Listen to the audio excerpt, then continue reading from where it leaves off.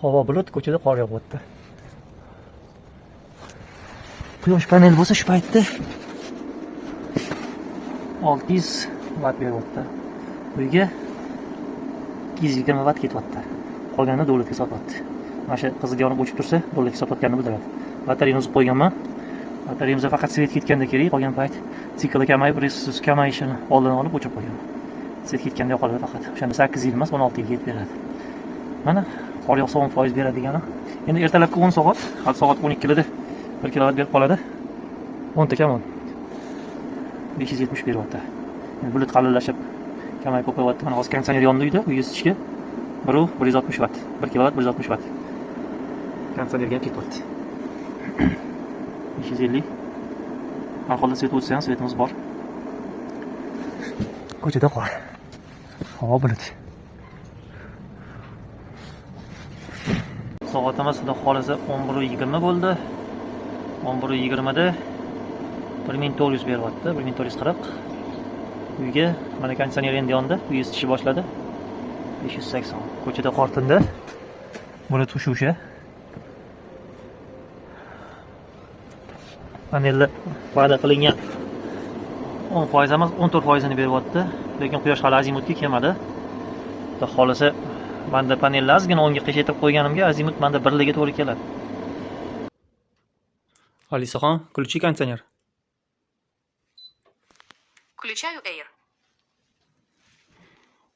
Invertorli konditsioner o'zini потребленияsiga, рабочий потребленияsiga tushganda 1 kilovat tok yeydi. 27 ga qo'ysanglar. 27 bilan uyga bemalol isitoladi, uchta xonani isityapti. Lekin konditsionerni ham uyga ham bemalol ko'taradigan tokka beryapti. Qishda ham bemalol ishlatsa bo'ladi. Toksiz qolmaysizlar. Orchasini ham davlatga sotyapti.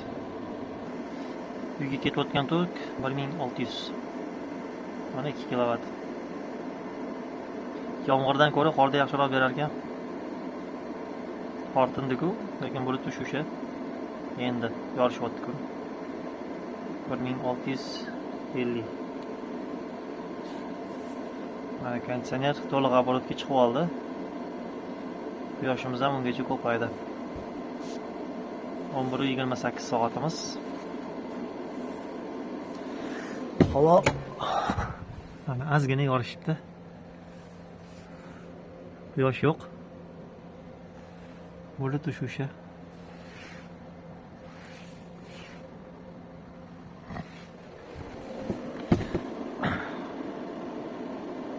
Yana nimadir yoqildi, 1700 bo'ldi. Uyga ketayotgan tokimizda konditsioner ishlayapti. Yana uyda hamma narsa ishlayapti, ekonom qilish yo'q. 2 kilovat. Bosh to'pog'imizda.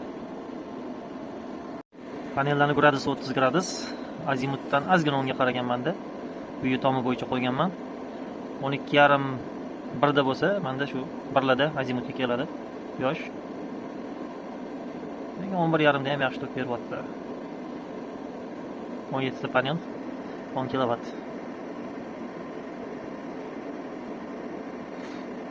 Konditsioner ishlayapti, 3 ta xonani isityapti.